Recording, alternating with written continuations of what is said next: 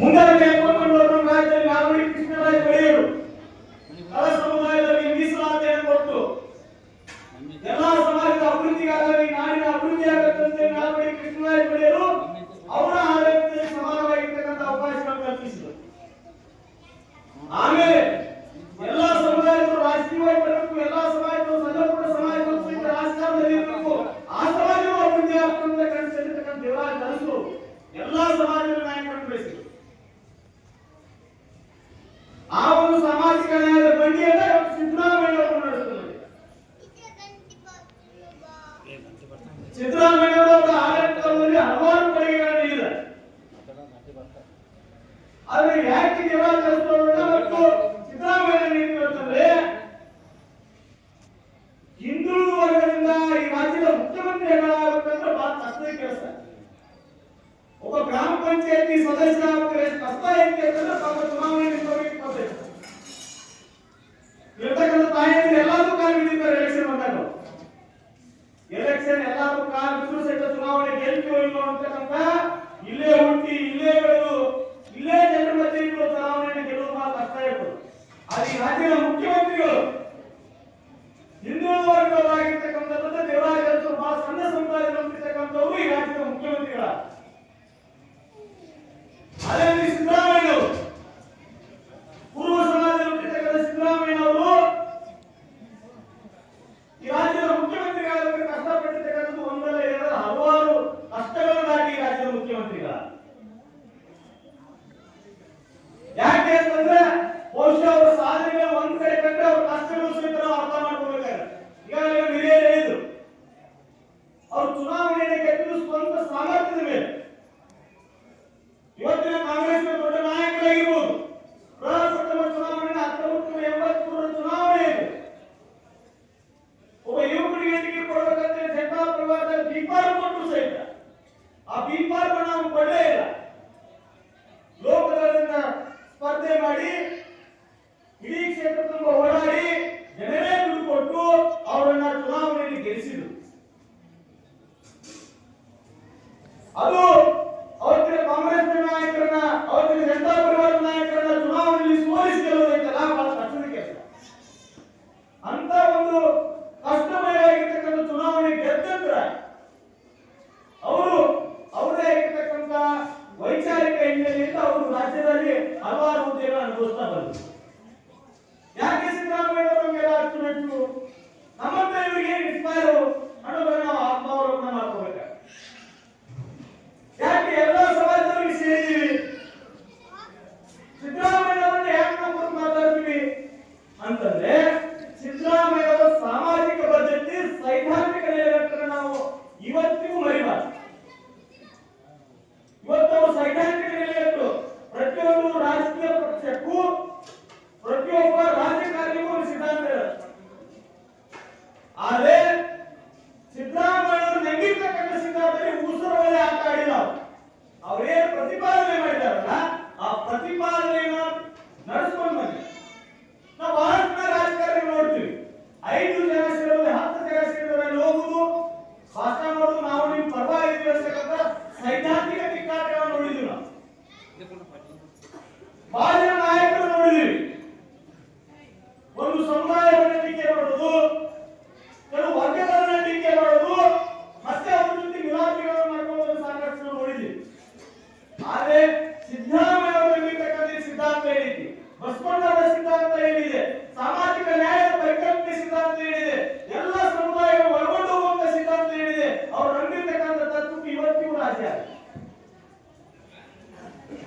ಇವತ್ತಿನ ಕಾಲಘಟ್ಟದಲ್ಲಿ ಒಂದು ದೇವರಾಜ ಅರಸು ಕಾಲಘಟ್ಟದಲ್ಲಿ ಕಾಂಗ್ರೆಸ್ ಪ್ರಬಲವಾಗಿದ್ರೆ, ಒಂದು ಸಿದ್ದರಾಮಯ್ಯ ಅವರ ಕಾಲಘಟ್ಟದಲ್ಲಿ ಕೋಮುವಾದಿ ಶಕ್ತಿಗಳು ಪ್ರಬಲವಾಗಿವೆ.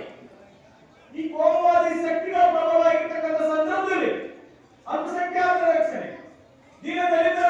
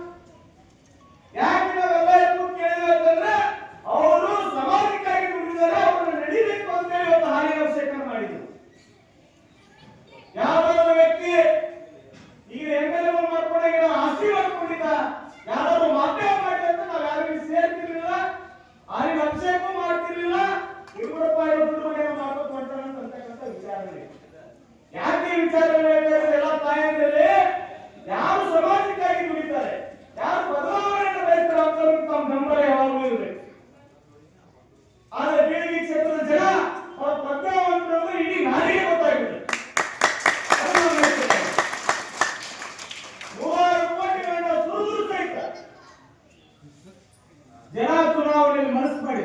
ಯಾಕೆ ನಾನು ಹೇಳ್ತಾ ಇದ್ದೇನೆ, ಯಾವ ರೀತಿ ಚಾಮುಂಡೇಶ್ವರ ಮತಕ್ಷೇತ್ರಕ್ಕೂ ಬೀಳಿಗೆ ಮತಕ್ಷೇತ್ರಕ್ಕೂ ಸಂಬಂಧಗಳು ಈ ಕ್ಷೇತ್ರದ ಬಹಳ ಪ್ರಜ್ಞಾವಂತರಾಗಿರ್ತಕ್ಕಂಥ ನಾವು ಯಾರು ಮರಿಬಾರ್ದು.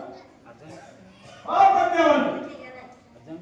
ಅದು 23 ಚುನಾವಣೆಯ ಫಲಿತಾಂಶ ಹೇಳುತ್ತೆ ಇಲ್ಲಿ ಜನ ಎಷ್ಟು ಪ್ರಜ್ಞಾವಂತರಿದ್ದಾರೆ ಅಂತಕ್ಕಂಥದ್ದನ್ನ ನಾವ್ಯಾರಲ್ಲ, ಇಲ್ಲಿ ಜನ ಪ್ರಜ್ಞಾವಂತರಿರುವುದರಿಂದ ದುಷ್ಟ ಶಕ್ತಿಗಳನ್ನ ತೋರಿಸಲಿಕ್ಕೆ ಕಾರಣ ಆಯಿತು. ಅದೇ ರೀತಿ ನಾವು ಸಹಿತ ಇವತ್ತು ನಾವು ಕಾಂಗ್ರೆಸ್ ಇರದೇ ಇರ್ಬೋದು, ಆದ್ರೆ ಹೋರಾಟಕ್ಕೆ ವ್ಯವಸ್ಥೆಗೆ ನಾವೇನೇನು ಪ್ರಪೋಸಲ್ ಇಟ್ಟು ಸರ್ಕಾರ ಅದೆಲ್ಲ ಮಾಡ್ತಾ ಇದೆ. ನಾವಿನ್ನೂ ಕುರಿಗಾಯಿಗಳ ರಕ್ಷಣಾ ಕಾಯ್ದೆ ಆಗಬೇಕಂತ ಹೋರಾಟ ಮಾಡಿದ್ವಿ. ಪಾಪ ಕುರಿ ಕಾಯ್ತಕ್ಕಂಥವ್ರು ಕುರಿಗಾಯಿಗೆ ಹೋಗಕ್ಕಾಗ್ತಾ ಇಲ್ಲ, ಅವ್ರ ಮೇಲೆ ದೌರ್ಜನ್ಯಗಳಾಗ್ತಾ ಇದ್ದಾವೆ. ಅವರ ರಕ್ಷಣೆ ಮಾಡಬೇಕಾಗಿತ್ತು ಸರ್ಕಾರದ ಕರ್ತವ್ಯ. ಆ ಕುರಿಗಾಯಿ ಸಮೂಹ ಎಲ್ಲಾ ಜಾತಿಯ ಜನರು ಕುರಿ ಕಾಯ್ತಾರೆ, ಅವರೆಲ್ಲರೂ ರಾಜ್ಯದಲ್ಲಿರ್ತಕ್ಕಂಥವರಿಗೆ ವಿಶೇಷ ಕಾಯ್ದೆ ಬೇಕಂತ ಹೋರಾಟ ಮಾಡಿದ್ವಿ. ಆದ್ರೆ ನಮ್ಮ ಹೋರಾಟ ಪ್ರಾರಂಭ ಆಗಿ ನಮ್ಮೆಲ್ಲ ಗೊತ್ತಿರೋ ಉಗ್ರವಾದದಲ್ಲಿ ಒಬ್ಬ ವ್ಯಕ್ತಿ ಕುರಿ ಕಳ್ಳತನ ಮಾಡೋದು ಆ ವಿಚಾರ ಇಟ್ಕೊಂಡು ಹೋದಾಗ, ಆದ್ರೆ ಹೋರಾಟಕ್ಕೆ ಸ್ಪಂದಿಸಿ ಸರ್ಕಾರ ಕುರಿಗಾಯಿಗಳ ರಕ್ಷಣಾ ಕಾಯ್ದೆ ಜಾರಿ ತಂದಿದೆ. ಯಾವ ಮುಖ್ಯಮಂತ್ರಿ ಪದದ್ರೆ ಸನ್ಮಾನ್ಯ ಸಿದ್ದರಾಮಯ್ಯ ಅವರಿದ್ರು ಅಂತಾಯ್ತು. ಅವ್ರು ಎಲ್ಲಿಲ್ಲ ಅಂತಂದ್ರೆ ಇಂಥ ಹೋರಾಟಗಳ ನೂರಾರು ಮಾಡಿದ ಸಹಿತ ಸರ್ಕಾರದ ಕಿವಿಗಳು ಕೇಳ್ತಾ ಇರಲಿಲ್ಲ. ಅಷ್ಟು ದಪ್ಪಚರದ ಸರ್ಕಾರಗಳಿತ್ತು. ಕುರಿಗಾಯಿಗಳ ರಕ್ಷಣೆಗೆ ಸರ್ಕಾರ ಬರ್ತಾರೆ. ಇವತ್ತೆಂಟು ಕೂಡ ಹೋರಾಟ ಮಾಡಿದೆ. ಇರತಕ್ಕಂಥ 7,80,000 ಉದ್ಯೋಗಕಾರಿಗಳೇ ತುಂಬಿಕೋಬೇಕು. ನಮ್ಮೂರಲ್ಲಿ ಇರ್ತಕ್ಕಂಥ ಯಾವುದೇ ಇಲಾಖೆಗಳು ಸಿಬ್ಬಂದಿಗಳಿಲ್ಲ.